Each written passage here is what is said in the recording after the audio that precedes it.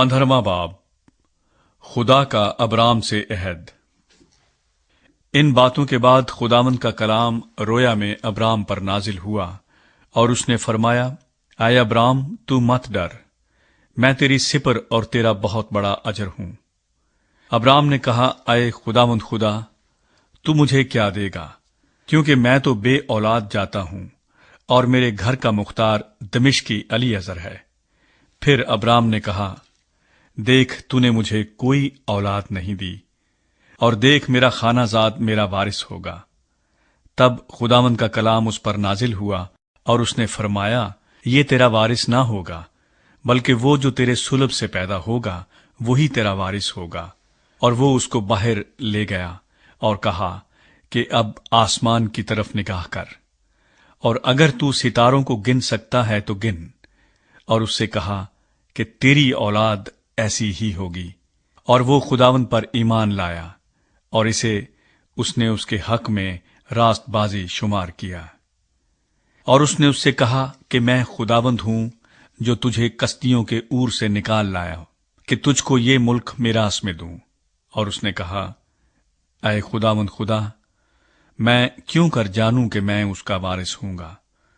उसने उससे कहा कि मेरे लिए 3 बरस की एक बछिया और 3 बरस की एक बकरी और 3 बरस का एक मेंढा और एक कुमरी और एक कबूतर का बच्चा ले।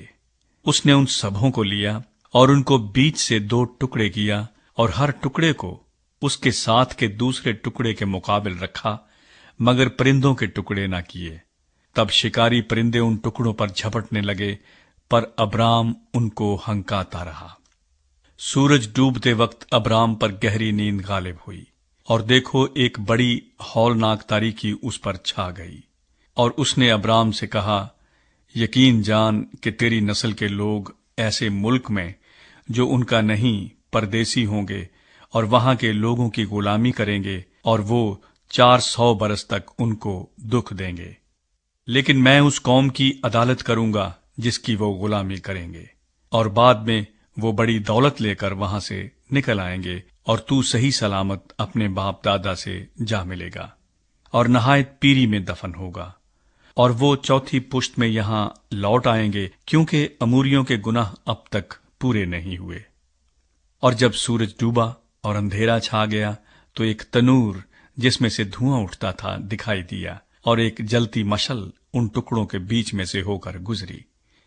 उसी रोज खुदावंद ने अब्राम से अहद किया और फरमाया कि ये मुल्क दरियाए मिस्र से लेकर उस बड़े दरिया यानी दरियाए फरात तक, कीनियों और कनीजियों और कदमूनियों और हित्तियों और फेरजियों और रफाइम और अमूरियों और कनानियों और जरजासियों और यबूसियों समेत मैंने तेरी औलाद को दिया है।